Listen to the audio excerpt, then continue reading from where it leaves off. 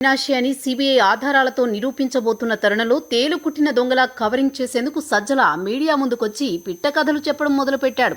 అంటే అవినాషి అసలు సూత్రధారి అని సీబీఐ తేల్చి చెప్పబోతోందని సజ్జల ముందే పసిగట్టాడా, లేదంటే హత్య చేయించింది అవినాషి కాబట్టి ఎటూ నిజం త్వరలో సీబీఐ బయట పెడుతుందని తెలిసి ముందే సజ్జల ఈ సన్నాయి నొక్కులు నొక్కుతున్నాడో అర్థం కాక జుట్టు పీక్కోవడం ఈసారి మీడియా వంతైంది. వైఎస్ వివేకాను అవినాషి హత్య చేయించాడనే రుజువులు తమ దగ్గర పక్కాగా ఉన్నాయని సీబీఐ తమ పిటిషన్లో పేర్కొనడంతో తాడేపల్లి ప్యాలెస్ టీం అలర్ట్ అయింది. అందుకే మసిపూసి మారేడుకాయ చేయమని సజ్జల వారిని రంగంలోకి దింపాడు జగన్. పాపం సజ్జల ప్రభుత్వ సలహాదారుడైన పాపానికి ఉన్నవి లేనివి కల్పించి చెప్పి ఈ కేసుకు జగన్కు నయా పైసా సంబంధం లేదనే విధంగా కొత్త స్టోరీలు అల్లేసి మీడియా ముందు వల్లించేసి తెగాయాసపడ్డాడు. నిన్న మొన్నటి వరకు కడప కేంద్రంగా విచారణ జరిగితే నోరు మెదపని ఈ పెద్ద మనిషి కేసు విచారణను తెలంగాణకు మార్చాక ఇప్పుడు సీబీఐ దూకుడు పెంచేయడంతో దోషుల బండారం బయటపడుతుందనే సమయానికి మీడియా ముందుకొచ్చి కొత్త పల్లవి అందుకున్నాడు. వివేక హత్య కేసులో సీబీఐ విచారణ పేరిట డ్రామా జరుగుతోందని సజ్జల ఓ తలాతో కాలేని డైలాగ్ చెప్పేశాడు. అక్కడితో ఆగలేదు ఈ ప్రభుత్వ సలహాదారు. మరో అడుగు ముందుకేసి సీబీఐ విచారణలో కింది స్థాయి అధికారులు నిష్పక్షపాతంగా వ్యవహరించడం లేదని, చంద్రబాబు చెప్పిన ప్రకారమే సీబీఐ నడుచుకుంటోందంటూ మరోసారి తన అజ్ఞానాన్ని మీడియా సాక్షిగా బయటపెట్టేసుకున్నాడు. ఏపీలో ఉంది జగన్ ప్రభుత్వం, ఢిల్లీలో ఉంది బీజేపీ ప్రభుత్వం, సరే తెలంగాణలోనూ ఉంది మీరు కొన్నాళ్లుగా కమ్ము కాసిన కేసీఆర్ ప్రభుత్వమే కదా. జగన్ వంగి వంగి సలాం చేస్తూ తెరచాటు రాజకీయాలాడుతూ ఇటు కేసీఆర్తోనూ అటు ఢిల్లీ బీజేపీ పెద్దలతోనూ స్నేహం చేస్తున్న విషయం ప్రపంచానికి తెలిసినదే కదా. ఎటొచ్చి ఏ సంబంధం లేని చంద్రబాబు సీబీఐని ఇన్ఫ్లుయెన్స్ చేస్తున్నారనడం అవివేకం, అజ్ఞానం కాక మరేంటి? సలహాదారుడే బుర్ర లేకుండా నోటికొచ్చింది మాట్లాడుతుంటే ఇక జగన్కి మంచి చెడు చెప్పేదెవరు? సరే గుడ్డ కాల్చి ముఖానేసాం కదా అని ఊరుకున్నాడా అంటే అప్పటికీ సజ్జల వారు ఆగలేదు. చనిపోయిన వ్యక్తికి చాలా బలహీనతలున్నాయంటూ మరో చీప్ కామెంట్ చేసి అడ్డంగా దొరికిపోయాడు. వివేకాది అందరూ అనుకునేంత చెప్పుకోదగ్గ గొప్ప వ్యక్తిత్వమేమీ కాదని, ఆయనకు చాలా బలహీనతలున్నాయని చనిపోయిన వ్యక్తిపై నిందలు వేశాడు. హత్యకు కారణం వివేక రెండో పెళ్లేనంటూ మరో బాంబు పేల్చాడు. ఆ కోణంలో ఎందుకు సీబీఐ విచారించడం లేదని ప్రశ్నించారు. మరి 3.5 ఏళ్లు మీరు పీకిందేంటి అని జనం అడుగుతారని స్పృహ కూడా లేకుండా సజ్జల నోటికి ఏదొస్తే అది వానేశాడు. మన అజ్ఞానం బయటపడుతుంది అనుకున్నప్పుడు నోరు తెరవకుండా ఉండడం చాలా ఉత్తమం. ఈ చిన్న లాజిక్ సజ్జల ఎలా మిస్ అయ్యాడో మరి.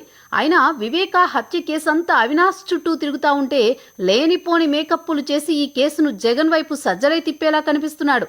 హత్యకు ముందు ఎంపీ అవినాష్ ఇంట్లో కుట్ర జరిగినట్లు దర్యాప్తులో తేలినా సజ్జల బుకాయింపులేంటో అర్థం కావట్లేదు.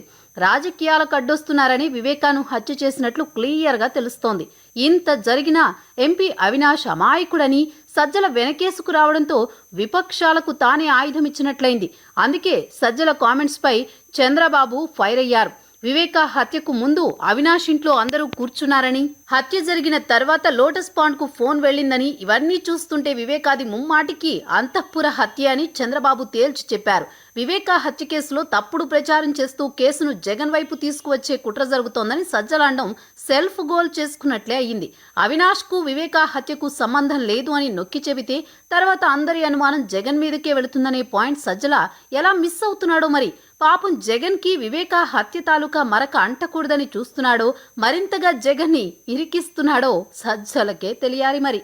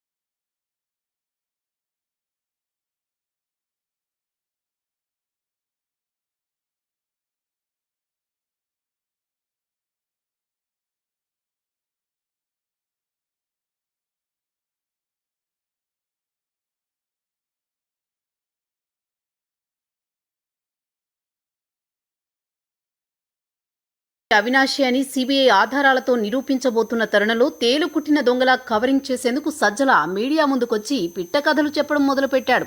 అంటే అవినాషి అసలు సూత్రధారి అని సీబీఐ తేల్చి చెప్పబోతోందని సజ్జల ముందే పసిగట్టాడా, లేదంటే హత్య చేయించింది అవినాషి కాబట్టి ఎటూ నిజం త్వరలో సీబీఐ బయట పెడుతుందని తెలిసి ముందే సజ్జల ఈ సన్నాయి నొక్కులు నొక్కుతున్నాడో అర్థం కాక జుట్టు పీక్కోవడం ఈసారి మీడియా వంతైంది. వైఎస్ వివేకాను అవినాషి హత్య చేయించాడనే రుజువులు తమ దగ్గర పక్కాగా ఉన్నాయని సీబీఐ తమ పిటిషన్లో పేర్కొనడంతో తాడేపల్లి ప్యాలెస్ టీం అలర్ట్ అయింది. అందుకే మసిపూసి మారేడుకాయ చేయమని సజ్జల వారిని రంగంలోకి దింపాడు జగన్. పాపం సజ్జల ప్రభుత్వ సలహాదారుడైన పాపానికి ఉన్నవి లేనివి కల్పించి చెప్పి ఈ కేసుకు జగన్కు నయా పైసా సంబంధం లేదనే విధంగా కొత్త స్టోరీలు అల్లేసి మీడియా ముందు వల్లించేసి తెగాయాసపడ్డాడు. నిన్న మొన్నటి వరకు కడప కేంద్రంగా విచారణ జరిగితే నోరు మెదపని ఈ పెద్ద మనిషి కేసు విచారణను తెలంగాణకు మార్చాక ఇప్పుడు సీబీఐ దూకుడు పెంచేయడంతో దోషుల బండారం బయటపడుతుందనే సమయానికి మీడియా ముందుకొచ్చి కొత్త పల్లవి అందుకున్నాడు. వివేక హత్య కేసులో సీబీఐ విచారణ పేరిట డ్రామా జరుగుతోందని సజ్జల ఓ తలాతో కాలేని డైలాగ్ చెప్పేశాడు. అక్కడితో ఆగలేదు ఈ ప్రభుత్వ సలహాదారు. మరో అడుగు ముందుకేసి సీబీఐ విచారణలో కింది స్థాయి అధికారులు నిష్పక్షపాతంగా వ్యవహరించడం లేదని, చంద్రబాబు చెప్పిన ప్రకారమే సీబీఐ నడుచుకుంటోందంటూ మరోసారి తన అజ్ఞానాన్ని మీడియా సాక్షిగా బయటపెట్టేసుకున్నాడు. ఏపీలో ఉంది జగన్ ప్రభుత్వం, ఢిల్లీలో ఉంది బీజేపీ ప్రభుత్వం, సరే తెలంగాణలోనూ ఉంది మీరు కొన్నాళ్లుగా కమ్ము కాసిన కేసీఆర్ ప్రభుత్వమే కదా. జగన్ వంగి వంగి సలాం చేస్తూ తెరచాటు రాజకీయాలాడుతూ ఇటు కేసీఆర్తోనూ అటు ఢిల్లీ బీజేపీ పెద్దలతోనూ స్నేహం చేస్తున్న విషయం ప్రపంచానికి తెలిసినదే కదా. ఎటొచ్చి ఏ సంబంధం లేని చంద్రబాబు సీబీఐని ఇన్ఫ్లుయెన్స్ చేస్తున్నారనడం అవివేకం, అజ్ఞానం కాక మరేంటి? సలహాదారుడే బుర్ర లేకుండా నోటికొచ్చింది మాట్లాడుతుంటే ఇక జగన్కి మంచి చెడు చెప్పేదెవరు? సరే గుడ్డ కాల్చి ముఖానేసాం కదా అని ఊరుకున్నాడా అంటే అప్పటికీ సజ్జల వారు ఆగలేదు. చనిపోయిన వ్యక్తికి చాలా బలహీనతలున్నాయంటూ మరో చీప్ కామెంట్ చేసి అడ్డంగా దొరికిపోయాడు. వివేకాది అందరూ అనుకునేంత చెప్పుకోదగ్గ గొప్ప వ్యక్తిత్వమేమీ కాదని, ఆయనకు చాలా బలహీనతలున్నాయని చనిపోయిన వ్యక్తిపై నిందలు వేశాడు.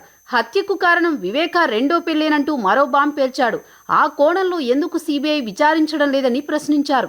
మరి 3.5 ఏళ్లు మీరు పీకిందేంటి అని జనం అడుగుతారని స్పృహ కూడా లేకుండా సజ్జల నోటికి ఏదొస్తే అది వానేశాడు. మన అజ్ఞానం బయటపడుతుంది అనుకున్నప్పుడు నోరు తెరవకుండా ఉండడం చాలా ఉత్తమం. ఈ చిన్న లాజిక్ సజ్జల ఎలా మిస్ అయ్యాడో మరి. అయినా వివేక హత్య కేసంతా అవినాష్ చుట్టూ తిరుగుతా ఉంటే లేనిపోని మేకప్పులు చేసి ఈ కేసును జగన్ వైపు సజ్జలై తిప్పేలా కనిపిస్తున్నాడు. హత్యకు ముందు ఎంపీ అవినాష్ ఇంట్లో కుట్ర జరిగినట్లు దర్యాప్తులో తేలినా సజ్జల బుకాయింపులేంటో అర్థం కావట్లేదు. రాజకీయాలకు అడ్డొస్తున్నారని వివేకాను హత్య చేసినట్లు క్లియర్గా తెలుస్తోంది. ఇంత జరిగినా ఎంపీ అవినాష్ అమాయకుడని సజ్జల వెనకేసుకు రావడంతో విపక్షాలకు తానే ఆయుధం ఇచ్చినట్లయింది. అందుకే సజ్జల కామెంట్స్పై చంద్రబాబు ఫైర్ అయ్యారు. వివేక హత్యకు ముందు అవినాష్ ఇంట్లో అందరూ కూర్చున్నారని, హత్య జరిగిన తర్వాత లోటస్ పాండ్ కు ఫోన్ వెళ్లిందని, ఇవన్నీ చూస్తుంటే వివేకాది ముమ్మాటికి అంతఃపుర హత్య అని చంద్రబాబు తేల్చి చెప్పారు. వివేక హత్య కేసులో తప్పుడు ప్రచారం చేస్తూ కేసును జగన్ వైపు తీసుకువచ్చే కుట్ర జరుగుతోందని సజ్జలాండం సెల్ఫ్ గోల్ చేసుకున్నట్లే అయ్యింది. అవినాష్ కు వివేక హత్యకు సంబంధం లేదు అని నొక్కి చెబితే తర్వాత అందరి అనుమానం జగన్ మీదకే వెళుతుందనే పాయింట్ సజ్జల ఎలా మిస్ అవుతున్నాడో మరి. పాపం జగన్ కి వివేక హత్య తాలూకా మరక అంటకూడదని చూస్తున్నాడో, మరింతగా జగన్ ని ఇరికిస్తున్నాడో సజ్జలకే తెలియాలి మరి.